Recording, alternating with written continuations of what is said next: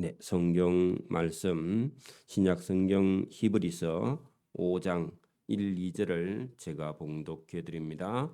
357면입니다. 신약 성경 357면 히브리서 5장 1절 2절을 제가 봉독해 드립니다. 신약 성경 357면입니다.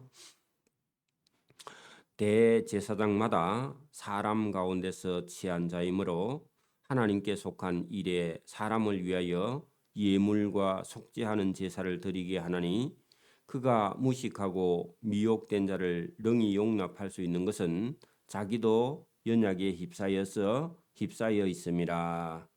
아멘. 네, 오늘 이 히브리서 5장부터 8장까지는 제사장에 대해서 본문을 다루고 있는데요.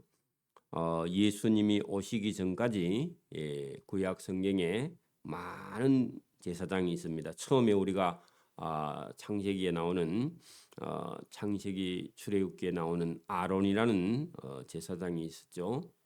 모세의 형 아론이 제사장 직분을 맡았고 그의 아들들이 제사장의 직분을 이어갔습니다. 그리고 레위인들이 그 제사장을 도와서 하나님께 제사 드리는 업무를 담당을 했는데 그게 예수님 오시기 전까지 이 대제사장 제도가 있었다.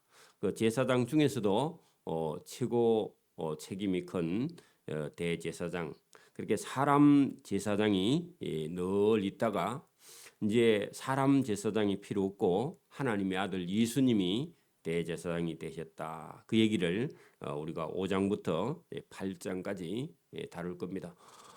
그러면 이제는 하나님의 아들 예수님이 제사장이 되시면 많이 달라져요. 왜냐하면 구약 시대의 제사장은 매일 백성의 죄를 사하기 위해서 짐승을 잡아서 이게 번제로 드려야 되지만 예수님이 제사장이 되신 이후부터는 한 번에 단번에 완전히 제사를 드려서 그때부터는 동물의 피를 가지고 제사를 지내는 것이 아니라 예수님의 십자가에 죽으신 희생의 제값으로 예수님을 믿는 자는 제사함을 받을 수 있도록 고쳐 놓으신 겁니다. 그것을 지금 우리가 이 히브리서 5장부터 8장까지 설명을 하고 있는데 저와 여러분도 만약에 구약 시대에 태어났으면요, 저와 여러분이 죄를 범하면 소나 양이나 염소를 잡아서 제사장에게 끌고 가야 됩니다. 그리고 그 짐승에게다가 자기의 죄를 안수해서 넘겨서 짐승이 우리 대신 죽어야 되는 그런 제사장이 땅에 많이 필요합니다. 그 인간 제사장과 하나님의 아들 예수님의 제사장을 본문은 비교하고 있는 내용이 본문에 들어 있습니다. 자, 우리 5장 1절부터 봅니다. 대제사장마다 구약 시대 예수님 오시기 전까지는 사람 가운데서 그 사람 동그라미 치고 여러분 구약 시대에 예수님 오시기 전까지는 여러분 아론의 지파 자손 중에서 여러분 그 사람 중에서 그죠? 하나님이 한 사람을 택한다 그 말입니다. 오늘도 여러분 우리가 목회자가 되는 사람은 하나님이 사람 중에서 하나님이 부릅니다. 어떤 사람을 불러요, 그죠? 그 똑같습니다. 보세요. 대제사장마다 사람 가운데서 그러면 여러분 구약 시대 예수님 오기 전까지는 제사장이 전부 다 사람 제사장이라는 겁니다. 사람 제사장. 사람 중에서 하나님께서 제사장으로 쓸만한 사람을 불러서 쓰신다. 자, 그런 얘기입니다. 그래서 사람 가운데서 택한 자이므로 하나님께 속한 일, 그게 여러분 제사를 지내는 일이죠. 제사를 지내는 일, 그죠? 하나님께 속한 일에 사람을 죄지은 사람을 위하여 예물과 속죄하는 제사를 드리는 일을 맡아서 하는 게 그게 누구라고요? 사람 제사장, 그죠? 구약 시대에 계속 있었죠. 그 얘기입니다. 자, 그 사람 제사장은 무식하고 하는 것은요, 이 무식하다는 말이 뭘 모른다 그 말이 아니라 여러분 부족하다 그런 뜻입니다. 여러분 그 2절의 그가 그죠 사람 제사장은 늘 완전하지 않아요. 왜냐하면은 제사장이라도 목사라도요 죄를 지을 수 있으니까 그렇죠? 그래서 여러분 거기 사람 제사장 그가 무식하고 하는 것은요 완전하지 못하다 그 말입니다. 왜냐하면은 목회자도 범죄할 수 있으니까 그죠? 여러분 자기가 범죄하면서 다른 사람의 죄를 여러분 없애기 위해서 제물을 드려주는데 인간 제사장은 늘 흠이 있고 부족하고 완전하지 못하다. 그거를 2절 사람 제사장은 무식하고 미혹된 자를 능히 용납할 수 있는 것은 자기도 연약에 부족에 휩싸였어 있습니다. 그러니까 여러분 사람 제사장은 완전하지 못해서 여러분 사람들을 이해하기는 좋습니다. 다른 사람이 범죄할 때 사람이기 때문에 관대하게 참아줄 수 있는 그런 인간성이 있어. 여러분 오늘도 우리가 여러분 이 세상을 자꾸 살아가면 다른 사람을 이해하기가 좀 쉽습니다. 왜냐하면 이 세상을 살아가는 게 쉽지 않으니까. 그죠? 그래서 저와 여러분이 가지고 있는 이 인성, 인간의 어떤 삶에 대한 경험이 있는 그런 제사장은요. 다른 사람이 범죄하면 이해하기가 좀 쉽다 그런 얘기입니다. 그래서 아론 같은 인간 제사장은 자기도 인간이기 때문에 다른 사람이 범죄할 때 용납할 수 있다 그런 얘기입니다.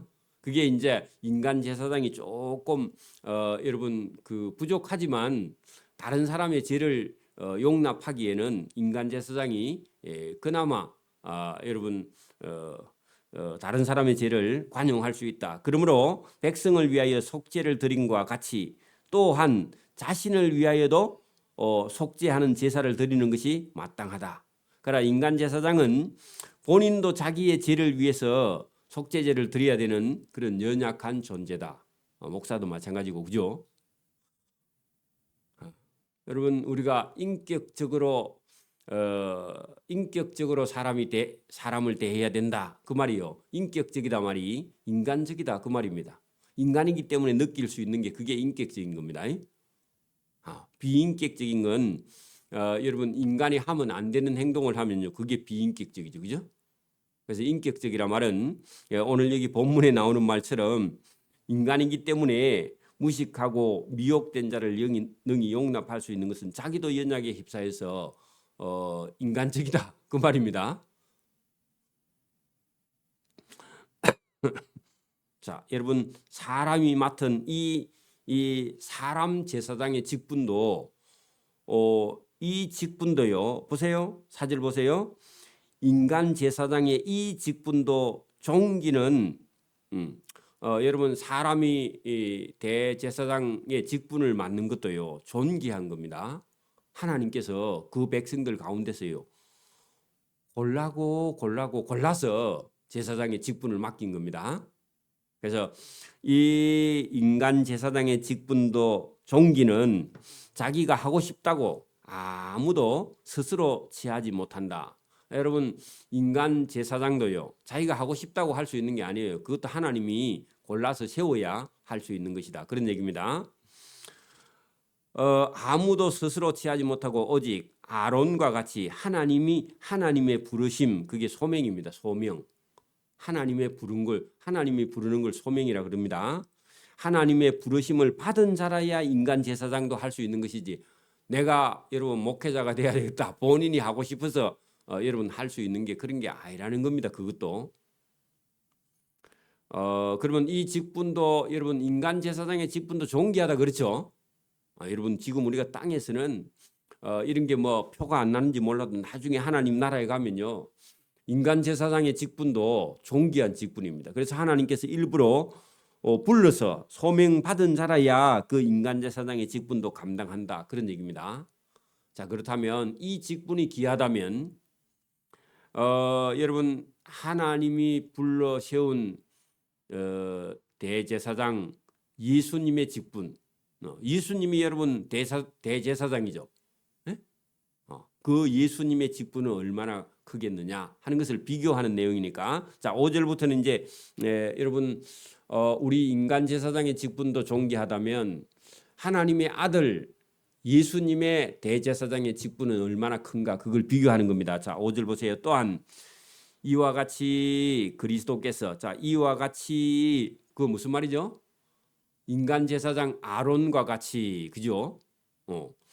그리스도 예수께서 대제사장이 되심도 스스로 영광을 취하심이 아니요 오직 말씀하신 아버지가 그에게 이르시되, 자, 말씀하신 이 하나님이 그에게 예수님에게 이르시되, 하나님이 예수님에게 예수 너는 하나님의 아들 내 아들이니 하나님이 오늘 너 예수를 낳았다. 자, 이 말씀입니다. 자, 그러면 여러분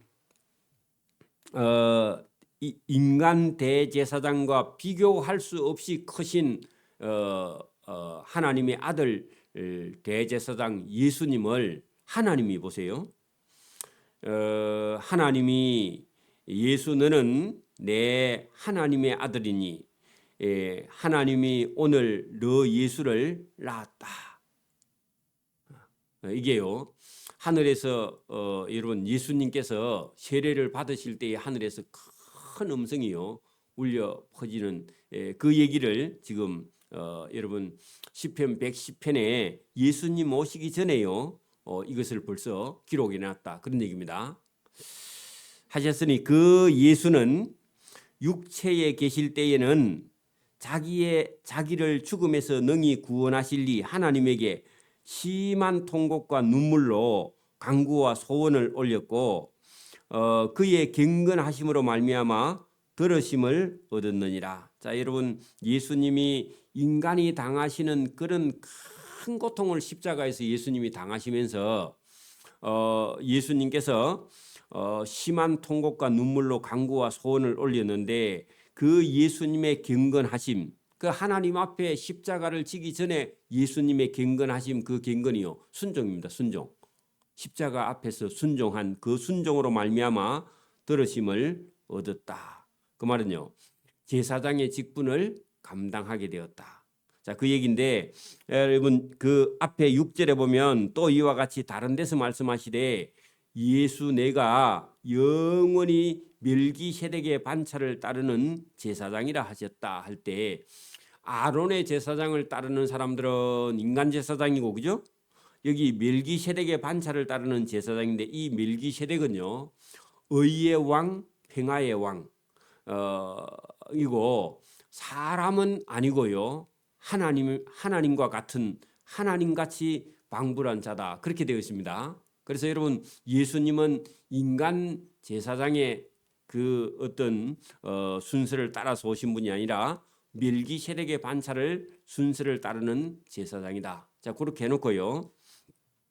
그러면서 그 예수님은 십자가 앞에서 큰 고통 앞에서 하나님께 순종한 그런 일을 본문에 그렇게 말했죠.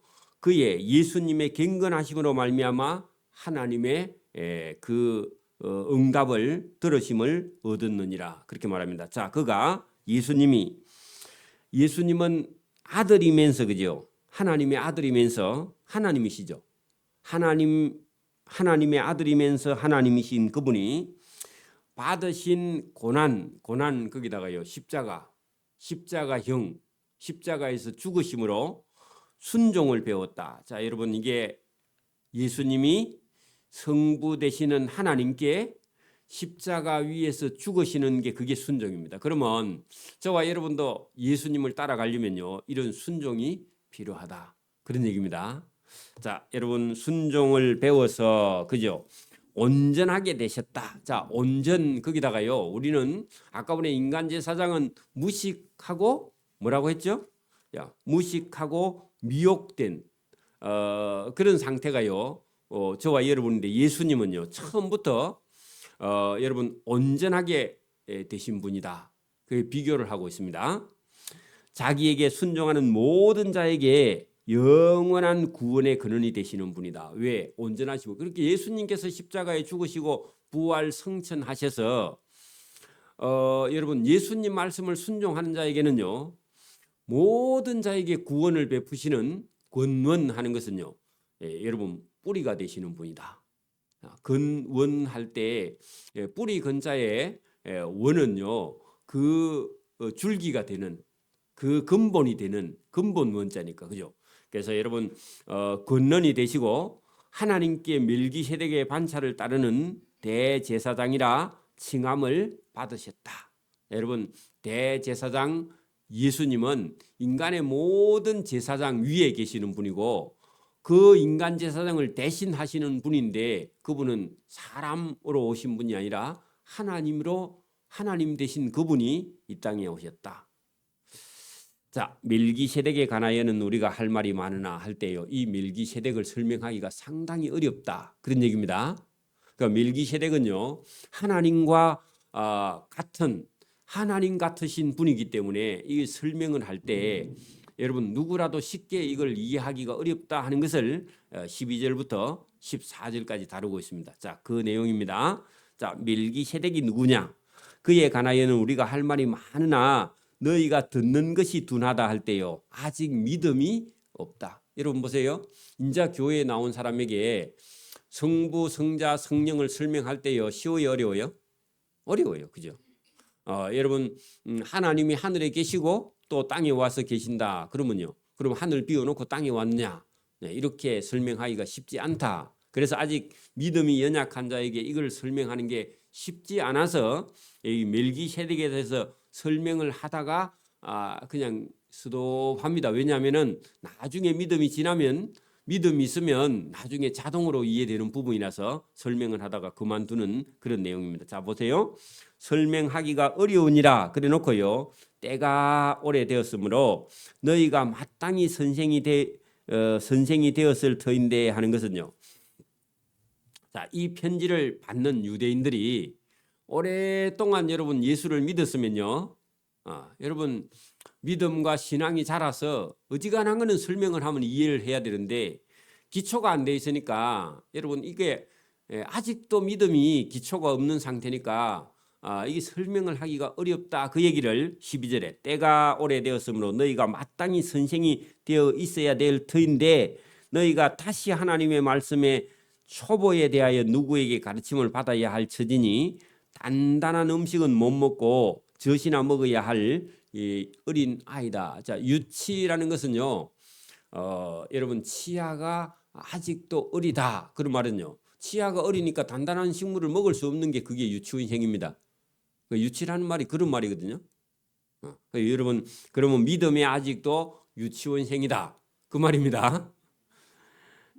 이는 젖을 먹는 자마다 어린 아이니 유치원생이니 의의 말씀을 경험하지 못한 자. 자, 의의 말씀 그것은요. 예수님의 말씀. 예수님의 말씀을 아직도 받아들이지 못하는 상태에 있다. 그런 얘기입니다. 그 예수님 말씀을 분별하지 못한다. 그런 얘기도 됩니다. 자, 단단한 음식은 하는 것은요. 예수님의 말씀은 장성한 자의 것이다. 그 믿음이 있어야 예수님의 말씀은 받아들이고, 그죠? 그들은 지각을 사용함으로 연단을 받아 선악을 분별하는 자들이고, 지금 예수님을 떠난 사람들은요, 지각이 없어서 선악을 분별하지 못하는 자다. 자, 여러분 보세요. 오늘도 여러분, 저와 여러분이 이런 실수에 빠질 수 있어요. 교회에서 믿음은 없는데 자기에게는 너무 잘해줘. 그러면 잘해주는 그 사람이 좋은 사람인 줄 알고요. 자꾸 따라가. 근데 믿음은 별로 없는데, 믿음은 좋은데 사람이 여러분 성격이 급해. 그러면요, 우리는요 그 사람을 싫어해. 그런 게 아니라 여러분에게요. 내게 좋은 사람이 선이 아니라 하나님 말씀을 가지고요. 선악을 분별하는 사람이 그게 여러분 믿음이 있고 선한 사람입니다. 이걸 분별해야 돼. 여러분 저와 여러분에게 늘 좋은 말만 해주는 사람이 좋은 사람이 아니라 선악을 분별할 줄 아는 사람이 좋은 사람입니다. 그래서 저와 여러분이 오늘도 히브리서를 통해서 우리에게요. 어떤 사람이 되어야 되느냐? 여러분, 여러분 14절에 그렇게 말하죠. 단단한 음식은 장성한 자의 것이다. 그 단단한 음식이 뭐냐? 하나님의 말씀, 성경. 그러니까 성경은 어른에게 필요한 것이다. 그 어른은요, 지혜가 있어서 말씀을 받아들이는 자. 그들은 지각을 사용함으로, 여러분 분별력이 있다 그 말입니다.